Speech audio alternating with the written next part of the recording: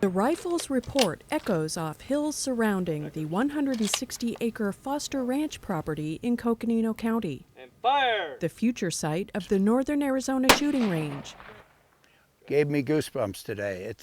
It's a thrill. It is an absolute thrill to be out here and take part in the first official shooting on the Foster Ranch property. For some, the thrill's been a long time coming. Fire! It sure has been, and it really feels good to finally be out here and hear some shots in northern Arizona at an official shooting range. It's yet to be completed, but we conducted the noise test this morning, and that's the first step. I gotta tell you, it is really good. I shot a round of sporting clays on an informal course here this morning, and it really feels good. Being able to shoot at 10:30 in the morning in the middle of August is absolutely wonderful. And I look forward to construction on the range and completion of the range, and I'm sure that this will become one of the more popular recreational venues around Flagstaff. Northern Arizona residents have been without a rifle and pistol shooting range since 1968. In 1994, closures of the local shotgun and archery ranges resulted in one of Arizona's largest communities being without a designated place for recreational shooting. Surrounded by the Coconino National Forest, the property is located approximately 15 miles east of Flagstaff and 5 miles south of the town of Winona. The property is in the mid-6,000-foot elevation, consisting of pinyon juniper and high country ground cover. It's a great day to be here, standing here, talking about the Northern Arizona Shooting Range. This is an effort that started 15 or 16 odd years ago. It's a great day because we do have this piece of property purchased, and range development and all the permitting and things can begin. From a Forest Service perspective, we are extremely tickled to see this process moving along and seeing an opportunity for shooting sports on national forest systems and adjacent lands for the shooters around Flagstaff in northern Arizona. We looked at approximately 50 sites throughout the Flagstaff regional area, and a little over a year ago found this particular site, which was somewhat unique in that it is a private inholding within the National Forest.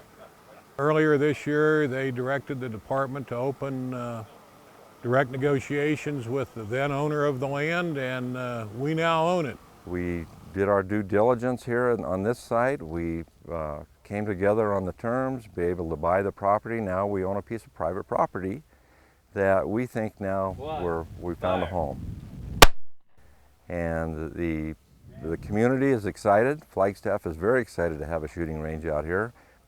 And we're here today to celebrate that event. Without a formal range in the area, residents resorted to a practice called wildcat shooting, going off in the forest and setting up their own targets. While shooting on public lands is an allowed recreation, sometimes it's not the safest practice. It's very important that we have a range in this region of the state. Currently, there is no organized official shooting site in this part of the state. Fire! We have wildcat shooting, a little bit of it's going on here a ways from us this morning. And when we have wildcat shooting, we have litter problems, we have huge safety issues, and it's just not a suitable way to do that. Safety concerns become very great. So the benefit of having a designated shooting range and having the range master and the safety implications and the design and the standards that are built into it really provides for a much safer environment. In addition, it also offers the opportunity to have much more of an information and education component built into it so that young shooters and operators of different types of shooting sports can engage, learn about it, and develop as they progress. We have a lot of official shooters that don't have an official place to shoot, such as the Highway Patrol, the Flagstaff Police Department, the Coconino County Sheriff's Office, NAU Police, Game Rangers, we got park rangers, and those sorts of people who are involved in law enforcement that have to qualify several times a year need an official place to shoot. The $1.1 million property purchase came at no expense to taxpayers, state or local. Because Game and Fish receives no tax dollars from the state's general fund and operates under a user-pay, user-benefit model, the property was purchased and will be developed through the sale of licenses to hunters and anglers. The shooting range property here in northern Arizona was purchased with funds that come out of our Game and Fish Fund that are generated out of what we call Colby funds. Those funds are sportsmen's monies that are the sale of tags and hunting licenses. Arizona Game and Fish Department is not a general fund agency, which means we receive no general fund taxpayer dollars. These are all sportsman generated dollars. The development funds will come from a little different funding source. That's a federal fund that we call the Pittman-Robertson Act, which is also a tax that's on sporting goods, ammunition, rifles, things that hunters and fishermen buy across the nation, and it generates funds. And those are the type of funds that we will use in development of the northern Arizona shooting range after we've acquired this property. Fund for the development of the northern Arizona shooting range was established beginning in 2001.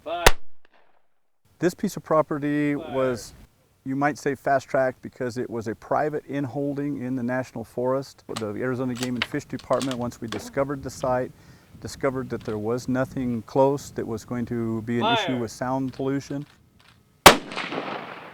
An independent sound engineer was employed to run a sound study. In that study, receivers were placed at various distances from the site. Weapons were fired both individually and collectively.